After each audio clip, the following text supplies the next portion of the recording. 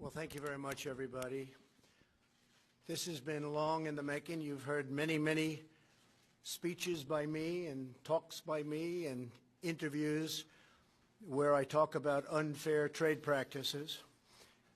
We've lost, over a fairly short period of time, 60,000 factories in our country, closed, shuttered, gone.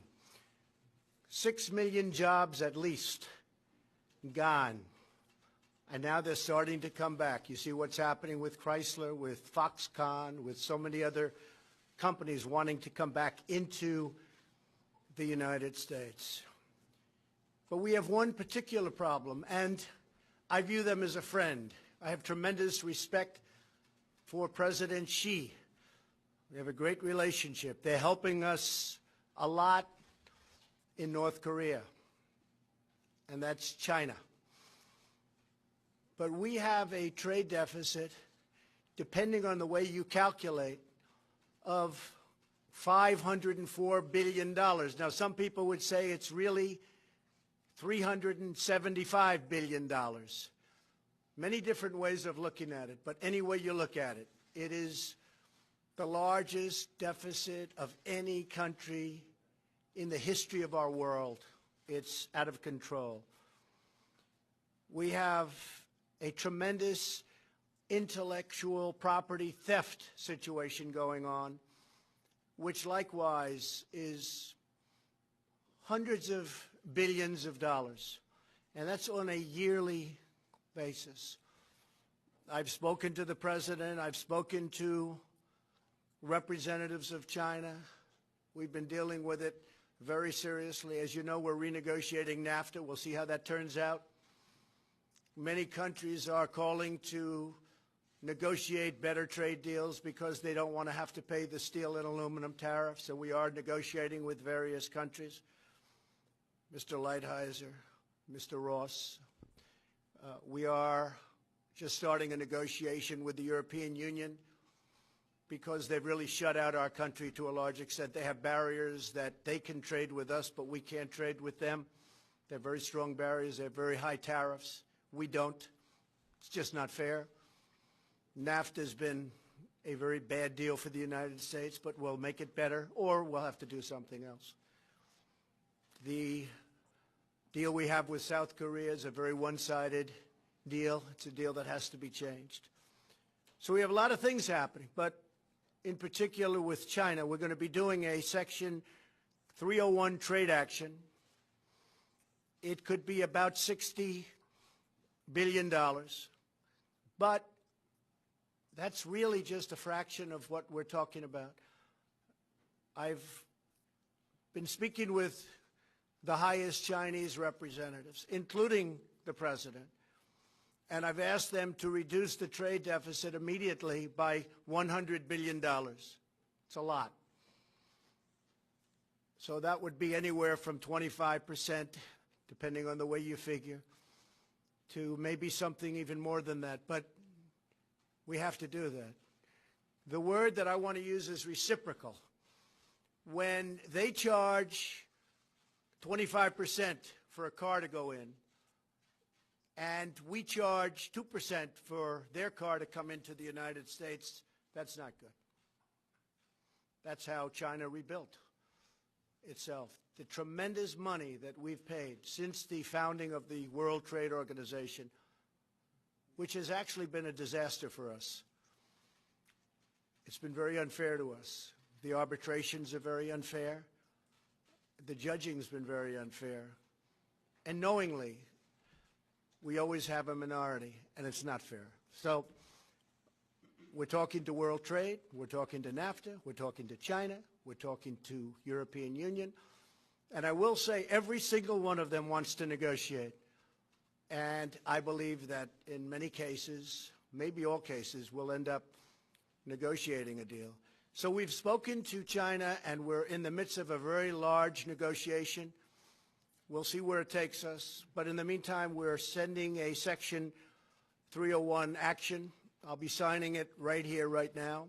I'd like to ask Bob Lighthizer to say a few words about the 301 and where we are in that negotiation. And we're doing things for this country that should have been done for many, many years. We've had this abuse by many other countries and groups of countries that were put together in order to take advantage of the United States, and we don't want that to happen. We're not going to let that happen. It's probably one of the reasons I was elected, maybe one of the main reasons, but we're not going to let that happen. We have right now an $800 billion trade deficit with the world. So think of that. So let's say we have 500 to 375, but let's say we have 500 with China, but we have 800 total with the world. That would mean that China is more than half. So we're going to get it taken care of. And frankly, it's going to make us a much stronger, much richer nation. The word is reciprocal. That's the word I want everyone to remember. We want reciprocal, mirror. Some people call it a mirror tariff or a mirror tax. Just use the word reciprocal. If they charge us, we charge them the same thing. That's the way it's got to be. That's not the way it is. For many, many years, for many decades, it has not been that way. And I will say the people we're negotiating with, smilingly, they really agree with us. I really believe they cannot believe they've gotten away with this for so long. I'll talk to Prime Minister Abe of Japan and others, a great guy, friend of mine, and there'll be a little smile on their face. And the smile is, I can't believe we've been able to take advantage of the United States for so long. So those days are over. Ambassador Lighthizer, thank you. Well, thank you very much, Mr. President.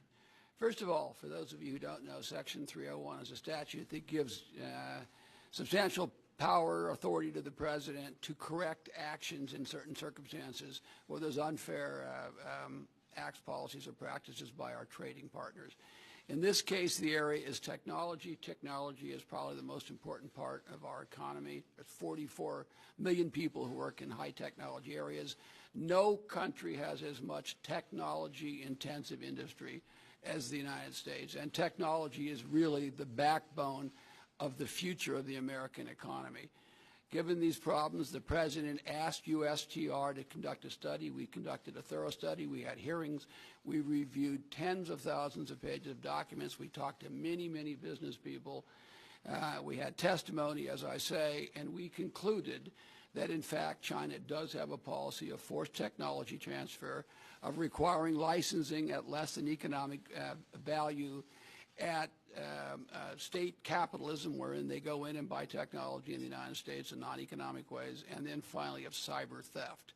The result of this has been that the President has analyzed it. We have a 200-page study which we'll put out, and he has concluded that we should put in place tariffs on appropriate products.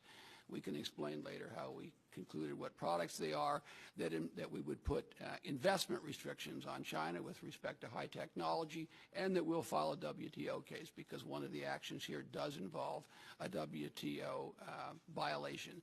This is an extremely important action, very significant and very important for the future of the country, really across industries, and I would really like to thank you very much, Mr. President, for giving me the opportunity to work on it. Thank you very much, Ben.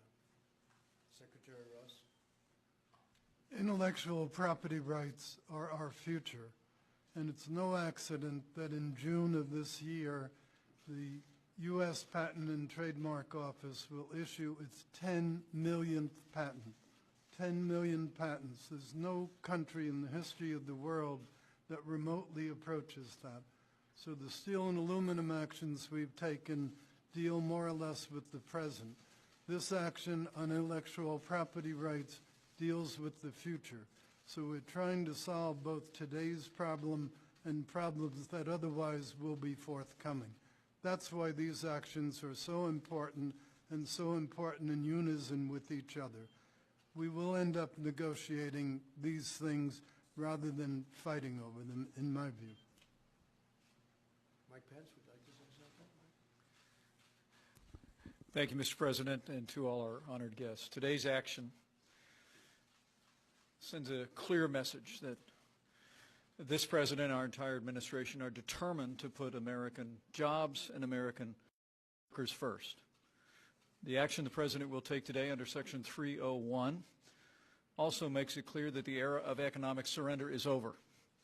The United States of America is taking targeted and focused action to protect not only American jobs, but America's technology, which will power and drive an innovation economy for decades to come. It is just one more step of a promise made and a promise kept by President Trump. So we'll sign right now. I just want to let everybody know, just for a second time, that we are in the midst of very major and very positive negotiations. Positive for the United States, and actually very positive for other countries also. We have some of our great business leaders, and leaders, period, right behind me. I may ask Marilyn Lockheed, the leading woman's business executive in this country, according to many. And we buy billions and billions of dollars worth of that beautiful F-35. It's stealth. You cannot see it. Is that correct? That's correct. Better be correct, right? Absolutely. Marilyn, please say a few words. Well, thank you, Mr. President. I would just say that this is a very important moment for our country in that we are addressing what is a critical area for the aerospace and defense industry, and that is protecting our intellectual property. As has been expressed, that is a threat to us if we have that stolen from our companies, because that is the lifeblood of our companies. And so we very much welcome this action on the part of the Trump administration and the President of the United States. Thank you. Thank you, Marilyn.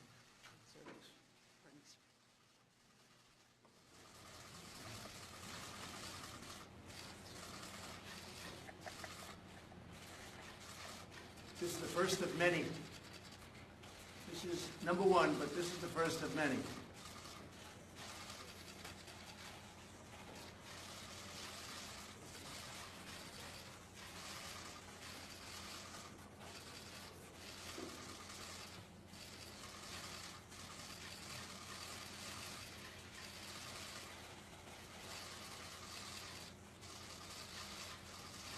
Thank you all very much. Marilyn? Thank you. Thank you very much. Would you like to testify to Special Counsel Robert Mueller's term? Thank you. Your lawyer, John Coward, signed a statement.